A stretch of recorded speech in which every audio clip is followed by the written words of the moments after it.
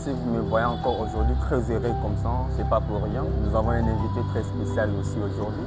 Donc, nous allons tous découvrir le monsieur qui est devant nous, trop responsable. Bonjour monsieur.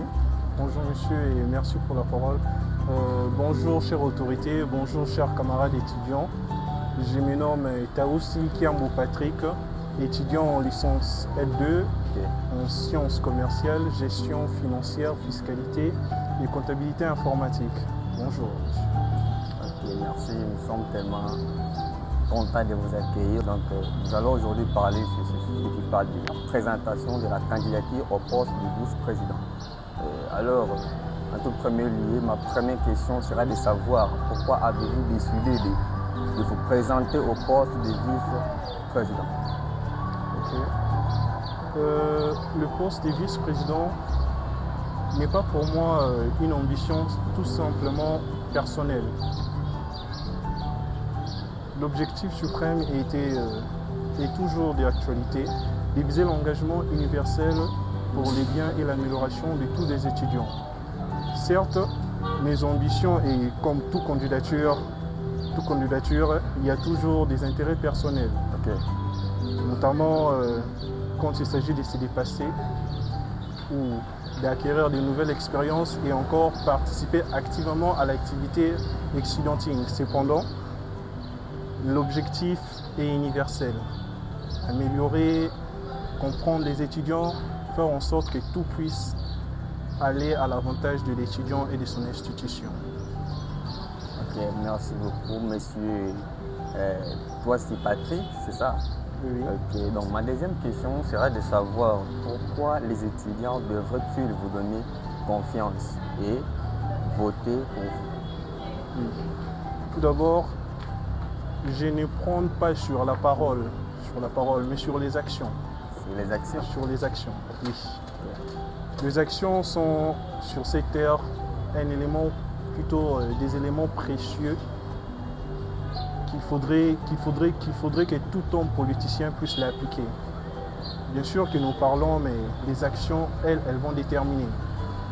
Quand les étudiants veulent choisir un dirigeant, on ne regarde pas à travers ses promesses. Il faudrait voir les moyens auxquels cette personne a mis en place. J'ai dit ici que le moyen que j'ai mis en place seront exercés ou seront appliqués.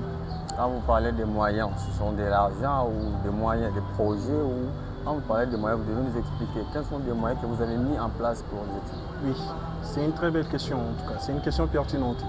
Il y a plusieurs moyens mis en place pour pouvoir assumer ou subvenir aux besoins ou aux intérêts de l'étudiant. Okay. Les moyens sont tant financiers, tant personnels ou dans le capital humain. Les moyens sont matériels et les moyens, il y en a plusieurs. Mais ces moyens-là sont des moyens primordiaux en tout cas. Okay. C'est ce que je dirais. Merci beaucoup, M. Patrick. Donc j'ai raison, vous êtes un monsieur trop responsable, vous respectez peut-être votre parole. C'est ce que je crois actuellement. Bon, pour ma troisième question, c'est pouvez-vous nous présenter brièvement votre projet pour les étudiants et pour les étudiants?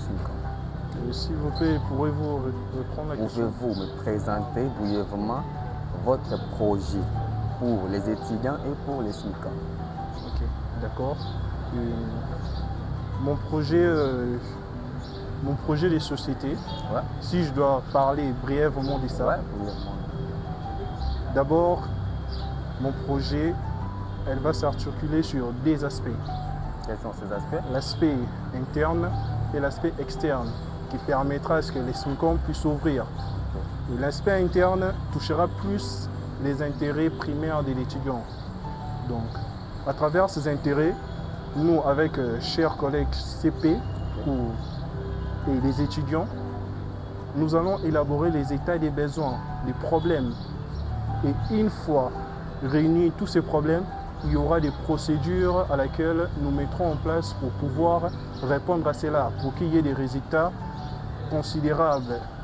Donc, hormis les moyens administratifs que nous allons étendre un peu le sujet lors du débat contradictoire entre candidats, il y a des moyens qui seront plus sur l'action, des moyens décisifs de moyens décisifs. Donc on aura deux moyens. On aura le moyen qui seront des moyens administratifs et des moyens décisifs auxquels leur coordination s'appliquera directement. Donc une fois que les moyens administratifs seront mis en place, les moyens décisifs seront mis en place après. Lorsque le moyen administratif tardera ou n'auront pas plutôt d'impact significatif, c'est là que les moyens décisifs viendront prendre Quand vous parlez des moyens décisifs, ce sont des moyens qui seront à votre charge ou ce sont des moyens, je ne sais pas, essayez de nous expliquer par les moyens décisifs. Oui, quand on entend parler de moyens décisifs, on part directement sur l'action.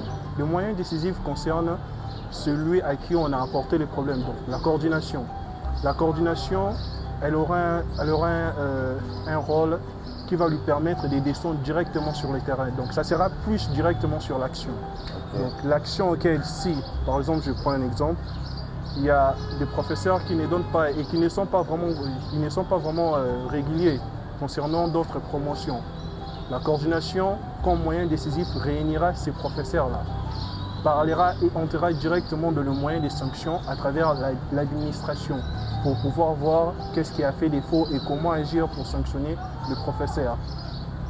Donc tout ça, ça se discutera entre l'administration, la coordination et le professeur qui sera sur place.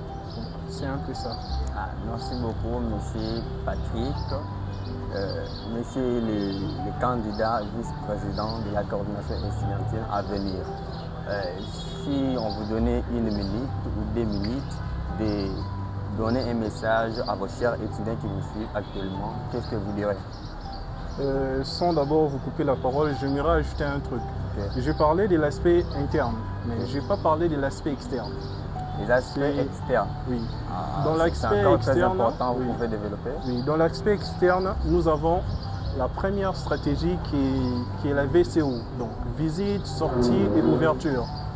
C'est une stratégie qui permettra à l'ESMICOM de s'épanouir à l'extérieur à travers un monde spécialement académique et même professionnel. Okay. Donc on n'en développera pas encore plus avec les débats contradictoires. Cela veut dire qu'avec vous, vos étudiants auront l'occasion de visiter ou de collaborer avec plusieurs universités. Oui, exactement. Les étudiants, non seulement ça, les étudiants pourront dévoiler ce qu'ils savent. Donc ils pourront exploiter ou aider les autres à comprendre ce qu'ils font déjà. Donc ils pourront étendre leur talent aux yeux de tout univers, que ce soit académique ou professionnel ou soit social, donc tout ça. Est-ce que vous tenez vraiment à votre parole? Parce que les étudiants vous suivent actuellement, vous savez. Donc il va falloir que vous soyez sérieux parce que certains candidats viennent toujours pour mentir et puis parler de n'importe quoi et après avoir récupéré le poste, il devient gang. Est-ce que ça serait aussi pareil ou vous êtes honnête à votre parole? En tout cas, je dirais que oui, je suis honnête. Mais honnête. Ce sont les actions qui vont le prouver, monsieur. Ce sont les actions. Les actions, c'est ce qui détermine ce qu'on a dit ou ce qu'on va dire après. Okay. Voilà. Donc, je dirais que c'est ça. Nous sommes en train de finir notre émission d'aujourd'hui. Donc, pour ne pas aller trop loin, je vais vous donner quelques minutes à lancer un dernier message. Chers camarades étudiants, je me présente à vous en tant que candidat vice-coordonnateur des étudiants de l'ESMICOM. Je ne viens pas en tant que beau parleur ou celui qui parle et dit des mots auxquels tout le monde va croire et adhérer. Je viens à vous en tant que d'abord camarade pour soutenir et aider chacun de nous à faire exploiter ses capacités, à faire et à développer toutes ses compétences. Et vous primer pour que votre conscience ou votre réflexion s'oriente vers le candidat idéal pour ces postes. Merci. Merci beaucoup, M. Patrick Taoussi, c'est ça? Oui. Donc, chers étudiants, chers téléspectateurs et ceux qui vont participer à la campagne électorale, donc pensez à votre avenir, ne choisissez pas n'importe qui, alors voyez ceux qui ont des projets, des objectifs à atteindre. Merci beaucoup et nous vous souhaitons tellement de bonnes choses et puis j'espère que ça va aller. Rendez-vous à la semaine prochaine pour une nouvelle chronique. Ciao. Merci beaucoup. Ciao.